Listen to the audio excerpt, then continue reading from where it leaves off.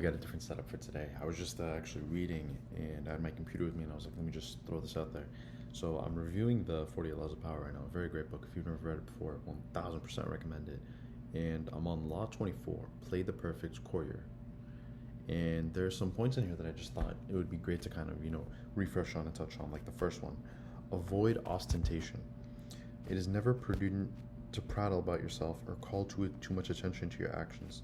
The more you talk about your deeds, the more suspicion you cause. You also stir up enough envy among your peers to induce treachery and backstabbing. So with this point, what I want to touch on is evil eye is so real. Dude, I promise you, evil eye is one of those things that it literally, you'll spend 20 years building something, and the second that you get evil eye around that thing, it comes crashing down in 10 seconds. I guarantee you it is the scariest thing ever. And it's just something you want to avoid. Stop trying to draw so much attention to yourself. You don't need that type of attention. You should make everything seem kind of effortless, right? The way you dress, the way you carry yourself, you're not trying too hard, right? The next one kind of goes with what I was just saying. Practice nonchalance. Never seem to be working too hard.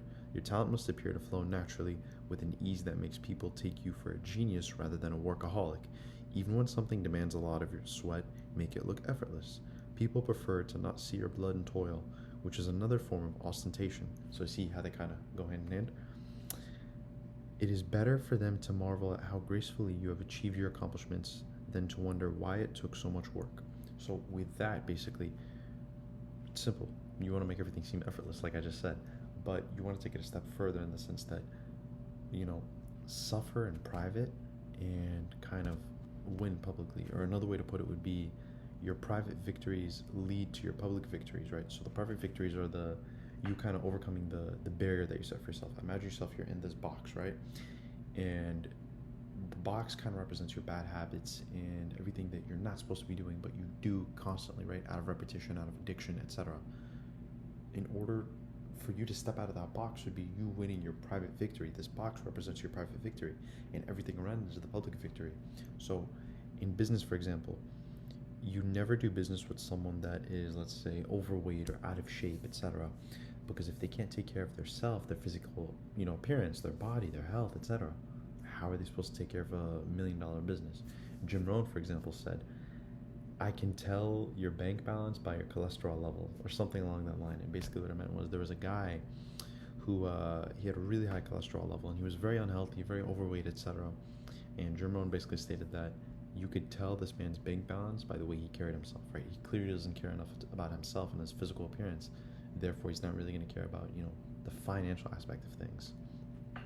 So, yes, don't draw too much attention to yourself, but at the same time, when there is attention on you, make it seem effortless, right? Like you didn't really have to work for it. The next one, be self-observant. The mirror is a miraculous invention. Without it, you would commit great sins against beauty and decorum. You also need a mirror for your actions.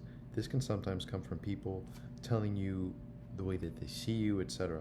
And let me just put a pin in that real quick. You can't go through life not being self-observant and not analyzing everything. I analyze literally every single aspect of my life, every single day. There's a stoic practice where every night before you go to sleep, right, the last thought should be kind of a reflection. What did I do today? What did I not do today? How could I have been better? How could I have been, more sufficient in XYZ task or and you just kind of, you always want to reflect, because think about it.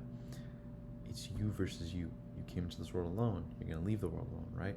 So reflect on everything that you do. The way that you shook someone's hand this morning, the lady you said hi to at the coffee shop, the person that was across of you at the pump at the gas station, right? You wanted to talk to them and make a small conversation, but you were nervous. So kind of reflect on that, and then day by day, you're going to start getting better. I guarantee you the next morning you're going to wake up, you're going to be like, okay, yesterday I didn't do XYZ, so I reflected on it. Therefore, today I'm going to do XYZ. Now, the next one, and probably my favorite one, is master your emotions. As an actor in great play, you must learn to cry and laugh on command and when it is appropriate. That's something to remember. You must be able to both disguise your anger and frustration and to fake your contentment and agreement. You must be the master of your own face. Call it lying if you like, but if you prefer not to play the game and to always be honest and upfront, do not complain when others call you obnoxious and arrogant. So, My opinion on mastering your emotions, you need to get to a point where nothing affects you, right? It is what it is. That's the mentality you need, because there are going to be problems that you face day in and day out, right? And how you react to those problems kind of gauges your success in a way, right? So I'll give you a perfect example. You get let go from your job, right? Boss calls you into the office, sits you down, tells you, hey, you're a great employee, but I can't afford you anymore, right? If you sit there begging for your job and stuff like that, one, it's, I don't know, just in my opinion, it just, your character just goes down instantly, right? You never want to come across as a beggar, as someone that is desperate.